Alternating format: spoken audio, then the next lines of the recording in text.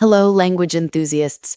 Welcome back to another fantastic English lesson. I'm Erica. And I'm Marco. Today, we've got a really practical lesson for those moments when you just can't make it on time. Yes, because let's face it, we've all been tardy for something, and we need effective ways to apologize and explain our delay. So, this episode isn't just about vocabulary for explaining why you're late, but also some of the most common excuses people use. Exactly.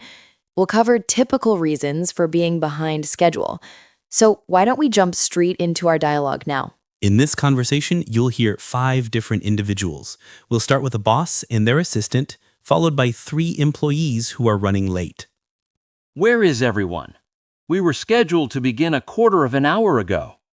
Jo called, boss. She said she'd be here in just a moment. She mentioned she got tied up with a client.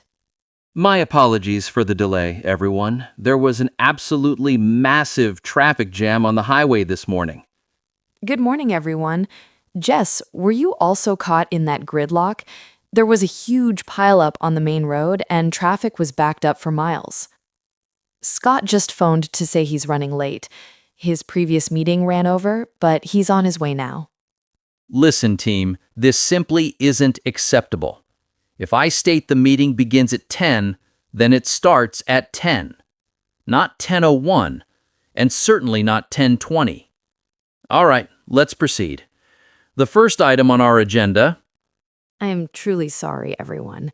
I know I'm late, but honestly, it wasn't my fault. I was grabbing a coffee at Starbucks, and the queue was just incredibly long. I waited for a full 20 minutes just to get my coffee. Okay, so some pretty decent excuses there, generally speaking, except perhaps that last one. I don't think waiting for coffee is a particularly strong reason for tardiness, do you? No, I really don't. If I were the manager, I wouldn't be pleased with that explanation from an employee. Exactly. Coffee isn't quite that critical. But some of the other excuses were valid, and the language used to describe them was excellent. Let's delve into that now in our language takeaway. Welcome to Language Takeaway. Today we're dissecting 4 key phrases. Let's begin with the first one.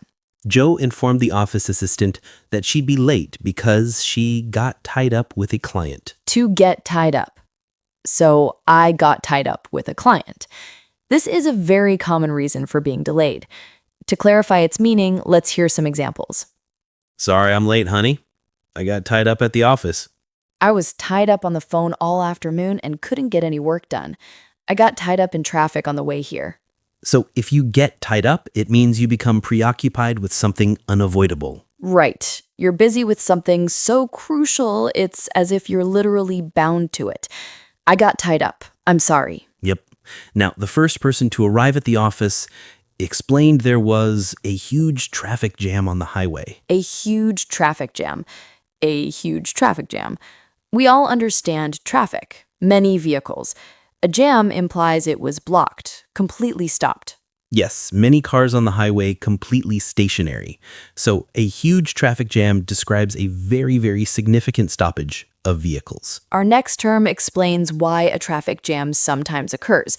We discovered there was a huge pileup. A pileup. A huge pileup. A pileup is another way of referring to a multi-car accident, right? Exactly, an accident involving many cars where they literally get piled on top of each other. So multiple vehicles were involved in a collision.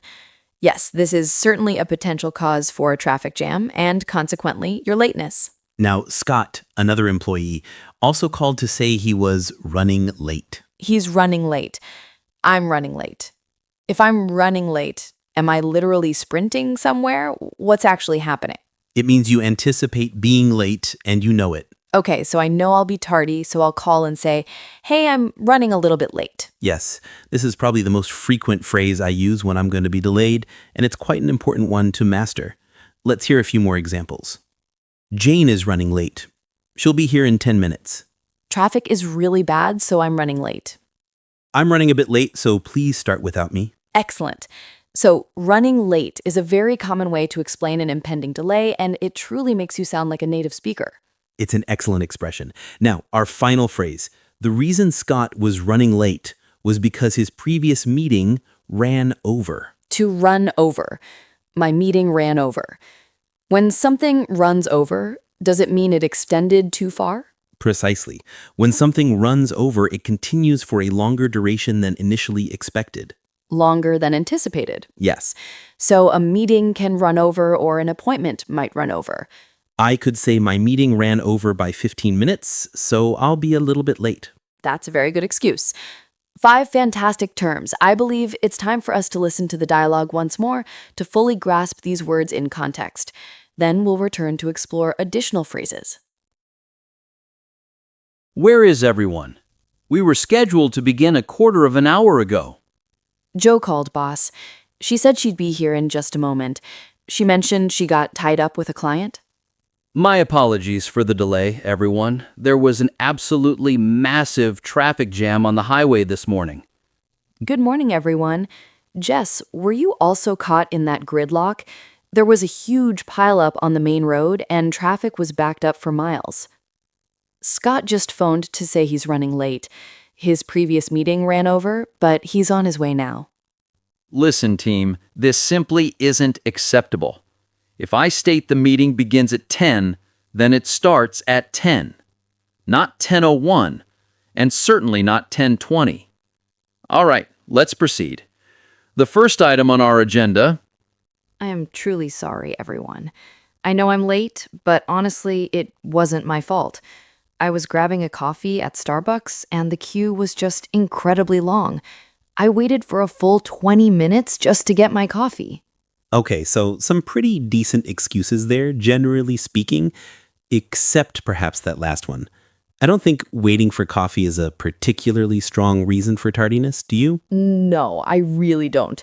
If I were the manager, I wouldn't be pleased with that explanation from an employee. Exactly. Coffee isn't quite that critical. But some of the other excuses were valid, and the language used to describe them was excellent. Let's delve into that now in our language takeaway. Welcome to Language Takeaway. Today we're dissecting 4 key phrases.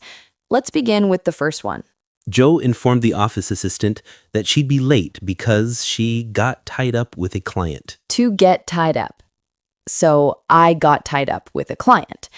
This is a very common reason for being delayed. To clarify its meaning, let's hear some examples. Sorry I'm late, honey. I got tied up at the office.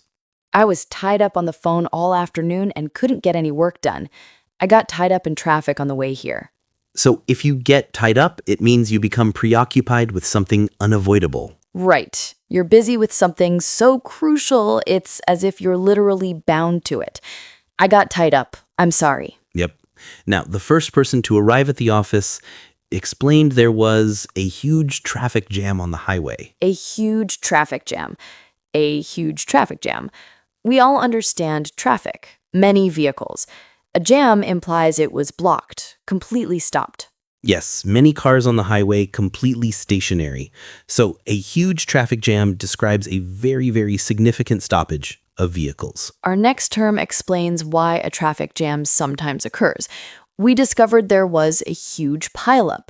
A pileup. A huge pileup. A pileup is another way of referring to a multi-car accident, right? Exactly, an accident involving many cars where they literally get piled on top of each other. So multiple vehicles were involved in a collision. Yes, this is certainly a potential cause for a traffic jam and consequently your lateness. Now, Scott, another employee, also called to say he was running late. He's running late. I'm running late. If I'm running late, am I literally sprinting somewhere? What's actually happening?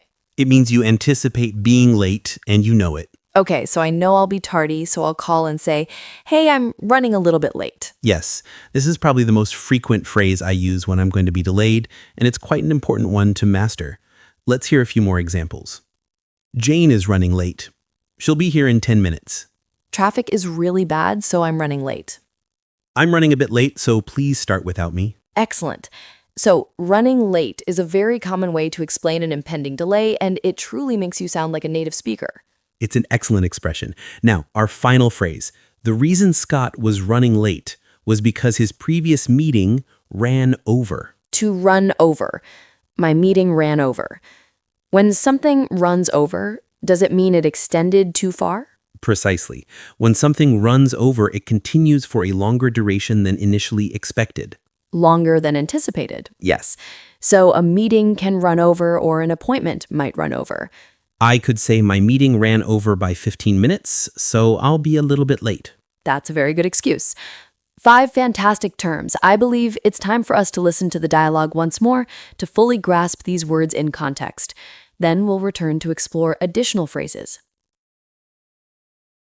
Where is everyone? We were scheduled to begin a quarter of an hour ago. Joe called, boss. She said she'd be here in just a moment. She mentioned she got tied up with a client. My apologies for the delay, everyone. There was an absolutely massive traffic jam on the highway this morning. Good morning, everyone. Jess, were you also caught in that gridlock? There was a huge pileup on the main road, and traffic was backed up for miles. Scott just phoned to say he's running late. His previous meeting ran over, but he's on his way now. Listen, team, this simply isn't acceptable. If I state the meeting begins at 10, then it starts at 10, not 10:01, and certainly not 10:20. All right, let's proceed. The first item on our agenda. I am truly sorry, everyone. I know I'm late, but honestly, it wasn't my fault. I was grabbing a coffee at Starbucks, and the queue was just incredibly long. I waited for a full 20 minutes just to get my coffee. Well, Marco, I know that perceptions of time and punctuality vary significantly across different cultures. Yes, indeed. Different countries approach being on time in distinct ways. For instance, I'm from Canada, and my view on punctuality is quite different from yours. Absolutely. In America, for example, if a meeting is scheduled for 9, people generally arrive by 9 because the meeting will commence promptly. Right, in America. However, in Latin America, we often have what we call Latino time or Hispanic time.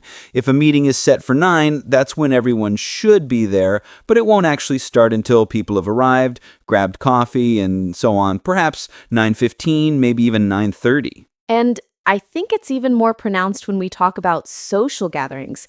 If you're invited to someone's house for dinner in Canada and they say 6 o'clock, you'll likely arrive around 6:05. Exactly. You'll typically show up just a few minutes after the specified time, perhaps to give the host a moment. But if we have a dinner invitation for 6, we understand that we won't actually begin eating at 6. People might arrive at 6:30 or 7, and often dinner isn't ready until 8 or 9. Conversely, from what I understand about German-speaking countries, if they say be there at 6, you must be there at 6. Not 6:01. And I also think it extends to when people start work. How precise do you have to be in beginning your workday? Sometimes being 10 or 15 minutes late is acceptable, but in other places, Yeah, in North America, if you're supposed to start work at 9, you need to be at your desk actively working at 9 sharp. at 9, yes. See, in other countries, people might arrive at 9, get their coffee, perhaps quickly scan emails or the newspaper, and then actually begin working around 9:30 or 10. So I suppose the crucial takeaway is to be aware of the cultural norms in the country you're in. Precisely. So, visit our website, EnglishPod.com, and let us know how punctuality works in your countries. I know many different cultures have unique approaches to time, so please share your experiences with us. Yes, and remember, if you have any questions, please post them on the website too. We've run out of time for today, but until next time, thanks for tuning in and goodbye. Bye-bye.